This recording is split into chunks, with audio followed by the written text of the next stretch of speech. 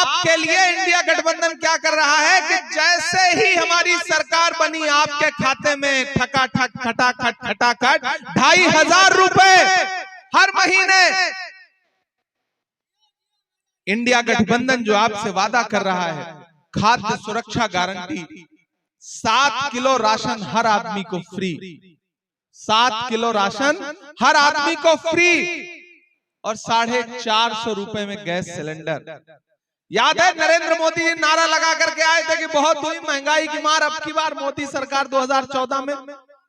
उसका परिणाम क्या निकला? जो पेट्रोल डीजल 58 रुपए लीटर था वो कितने का हो गया? 100 रुपए के पास। वो गैस सिलेंडर जो 400 रुपए का था वो 1000 रुपए के पार पहुंच गया। उन्होंने नारा लगाया था बेटी बचाओ बेटी पढ़ाओ। क्या भूल गए कि हाथरस में एक दलित बिटिया के साथ बलात्कार हुआ और उसकी लाश को रात के 2 बजे इसलिए जला दिया गया ताकि सबूत मिटाए जा सके। ऐसे में उनके सारे नारे झूठे हैं, चाहे वो बेटी बचाओ का नारा हो, चाहे वो बहुत हुई महंगाई की मार का नारा हो। और इस बीच आए हैं क्या? उनके जितने नेता आए हैं कहते हैं झारखंड में सब घुसपैठिए हैं। मैं इस मंच पर खड़ा होकर के भाजपा के नेताओं से, गृह मंत्री अमित शाह जी से, हेमंत बिश्व शर्मा जी से पूछना चाहता हूं कि झारखंड का नक्शा उठा के देख लीजिए। आप सब पढ़े लिखे लोग हैं, इनके झूठ के झांसे में मत आओ। आज घर जाना तो भारत का नक्शा उठा के देखना, भारत के नक्शे में देखना कि झारखंड कहां है। झारखंड की कोई भी सीमा किसी दूसरे देश से लगती ही नहीं है, तो घुसपैठ कैसे हो सकती है?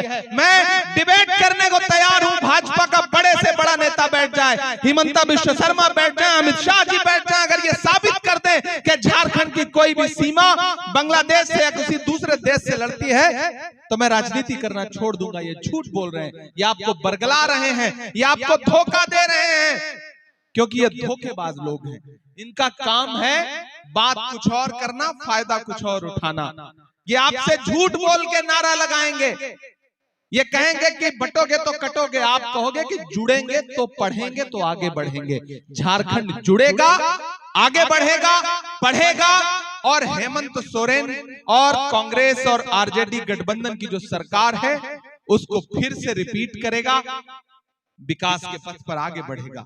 लाल सूरज आपके अपने प्रत्याशी हैं, धीरज जी को आप जानते हैं, और मैंने सुना है कि यहाँ कुछ आजाद प्रत्याशी भी घूम रहे हैं। बहुत बुलंद फजा में तेरी पतंग सही, मुझे पता है मगर डोर किसके हाथ में है।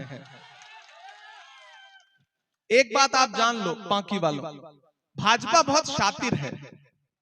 वो जब जानती है कि हम सीधी लड़ाई में नहीं जीत पाएंगे ना, तो वो पीछे के रास्ते से कुछ दोस्त उतारती है। उन्हें पता है डायरेक्ट जीता नहीं जा सकता, तो फिर थोड़े वोट किसी तरह से कट जाएं, 2000, 4000, 5000, 6000, किसी तरह से वोट कट जाएं, तो उसका सीधा फायदा किसको होगा? भाजपा को होगा। इसलिए आप सबसे गुजारिश करने आया हूं, और खास तौर से अपने समाज के लोगों से गुजारिश करने आया हूं। आप सारे लोग मुझे जानते हैं, मुझे ऊपर वाले ने, खुदा ने, ईश्वर ने अगर शायरी की सलाहियत दी, कविता शायरी लिखने की सलाहियत दी, तो मैंने उसको इस्तेमाल महबूबा के जुल्फ और आंचल पे शायरी लिखने से नहीं किया, बल्कि आपके आंसुओं को अपनी नज़्मों का हिस्सा बनाया। पूरे देश में आपके लिए बोलता रहा हूं, और पिछले 2 साल से देश की पार्लियामेंट में बैठता हूं। धीरज भाई हमारे साथ हुआ करते थे राज्यसभा में, ये गवाह है इस बात के कि मैं डरा नहीं, मैं झुका नहीं, कहीं छुप छुपा के खड़ा नहीं। जो डटे हुए हैं महास पर मुझे उन सफों में तलाश कर, मैं लड़ रहा हूं, आपकी आवाज बन के बोल रहा हूं। देश की सबसे बड़ी पार्लियामेंट में इस देश के हाकिम से आंख मिला करके आपके मुद्दों पर बोलता हूं, लड़ता हूं, डरता नहीं हूं, क्योंकि मैं जानता हूं, मैं इसलिए जिंदा हूं कि मैं बोल रहा हूं। दुनिया किसी गूंगे की कहानी नहीं लिखती।